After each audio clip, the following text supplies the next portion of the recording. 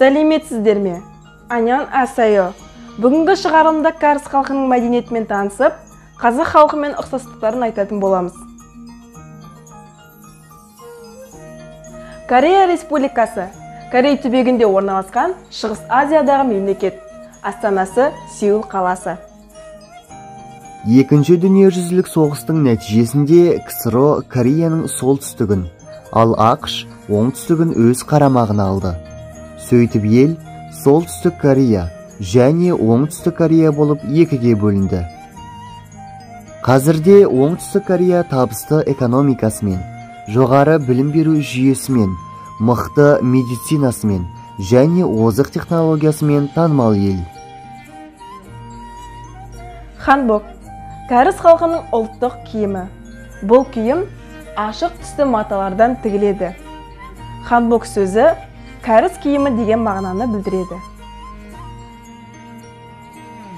Ерлер ханбогы жейде, жакет және шалбардан тұрады. Әйелдер ханбогын жейде, жакет және белдемше құрайды.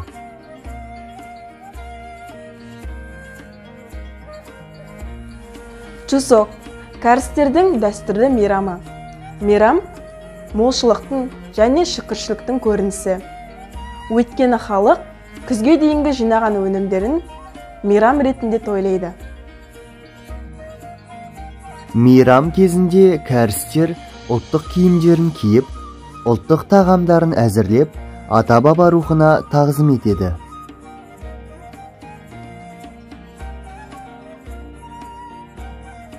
Кәріс халқының ұлттық аспаптарының бірі чангу.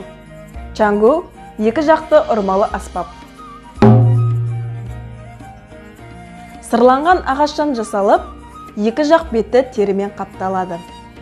Қолмен ұру арқылы дыбыс шығарады. Ауылдық жердегі мерекелер кезінде осы чангу аспабы мен шаруа музыкасы деген қойылымдар өткізіледі. Бұдан бөлек, аспапты соғыс кезінде белгі беру үшін пайдаланған.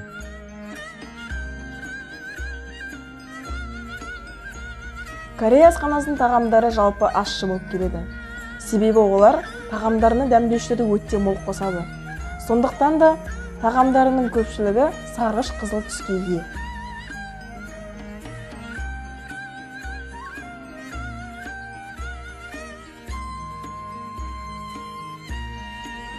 Қазір біздің алдымызда бибимбап,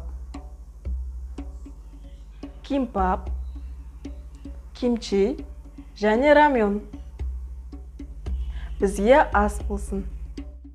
Бұл кәрістердің ұлттық ойыны юнмори. Әсіресе жаңа жылда ойналатын дәстүрлі үстел ойыны.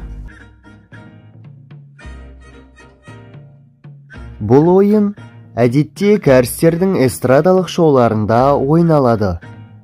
Ойынның шарты ойыншы дөңгелек тақташасын алға жылжыту арқылы айналып өз орнына қайтып келуі керек. Қазақтар мен кәрістердің ұқсас 5 мәдениеті. Қазақтар 300-ден, оның ішінде рудан тарайды. Кәрістерде бір ата тектен тарап, рулық жүйеге үлкен мән береді. Кәріс тілде, қазақ тілде, алтай тілдер тобына жататындықтан, олардың құрылымы мен грамматикасы ұқсас. Сондықтан кәрістерге қазақ тілін, ал қазақтарға кәріс тілін үйрену оңай. Кәрістер мен қазақтардың тағы бір ұқсастығы дәстүр. Әсіресе баланың тұсауын кесетін дәстүр екі халыққа да тән. Каягым және чунгум. Бұл кәрістердің ұлттық аспаптарының бірі. Каягым қазақтың ұлттық аспабы жетегенге, ал чунгум сыбызғы аспабына өте қатты ұқсайды. Қазақ халқының ұлттық ойындары ләңгі және 5 асық ойыны кәріс халқында да бар. Бұл чеги-чаги ойыны.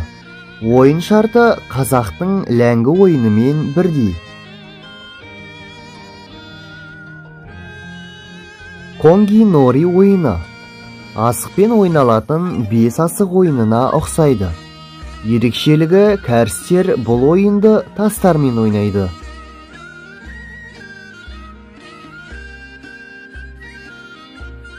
Бейнероликті соңына дейін тамашалағандарыңыз үшін көп рахмет. Сау болыңыздар.